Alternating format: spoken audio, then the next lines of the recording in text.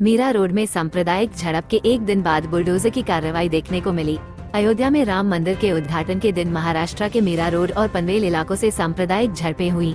महाराष्ट्र के मीरा रोड में 2 दिनों की सांप्रदायिक अशांति के बाद जब अयोध्या में राम मंदिर का उद्घाटन किया जा रहा था, अधिकारियों ने मंगलवार 23 जनवरी को मीरा रोड के नया नगर इलाके में बुलडोजर कार्रवाई शुरू की, जहां झड़पें हुई थीं।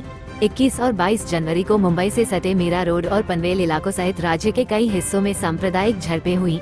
मीरा रोड में लगातार 2 दिनों में झड़पें तेज हो गयीं। मंगलवार को स्थिति नियंत्रण में होने की खबर है। कृपया हमें कमेंट में बताएं कि बुलडोजर की कार्रवाई सही थी या नहीं। क्या बुलडोजर की कार्रवाई उत्तर प्रदेश से बाहर भी पहुंच रही है?